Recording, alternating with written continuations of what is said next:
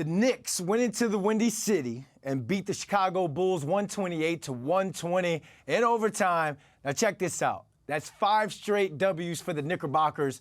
New York Post sports reporter Zach Braziller has a couple of articles on the Post website, and he's here to talk to us all things Knicks.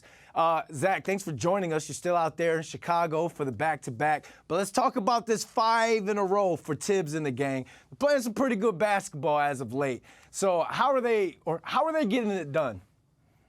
To me, it's mostly about defense. The defense has been so much better in this win streak. A lot of that's Quentin Grimes. It's Miles McBride off the bench. They had held 3 of their previous 4 opponents to under 100 points before yesterday. Now, they weren't great defensively yesterday, but in overtime they were. They held the Bulls to 1 of 7 shooting, 3 points. They absolutely dominated the extra session. Their 3-point defense has been really, really good.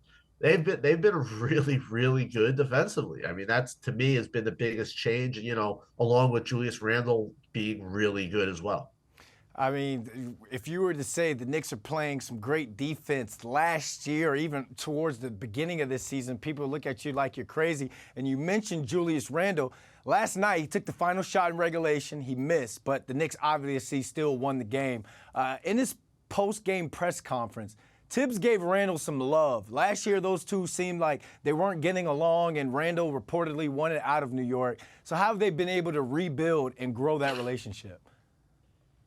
Randall's really made adjustments this year. He's playing without the ball, a lot more.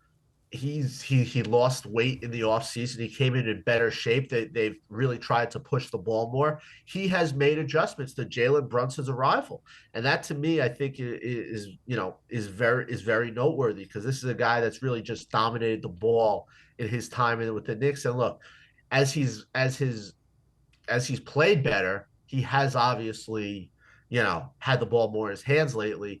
But to me, that's a big thing with him, is just his adjustments. He has really kind of changed his game to, the way the Knicks want to play. And I think that's something that Tibbs really, really, really likes.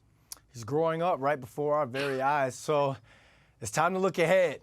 And I'm going to ask you this, and just be as simple and as blunt as possible. Can the Knicks be a dangerous team coming out of the East?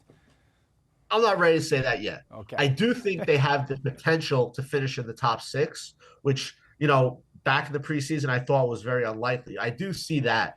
I love what I see from Quentin Grimes.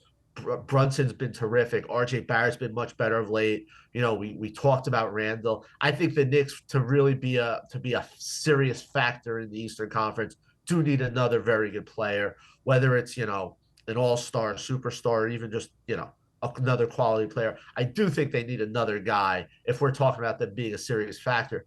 But look, what I've seen in this conference through, the first 28, 29 or so games from everyone, the Knicks, to me, are clearly, a top 6 team in this conference. When you look at just how they've played, they're 15-13, but they've lost a lot of really close games to some good teams. The schedule in November was brutal, and now this month they're starting to play better as the schedule lightened up. I think if you're a Knicks fan, you have a lot to be happy about right now.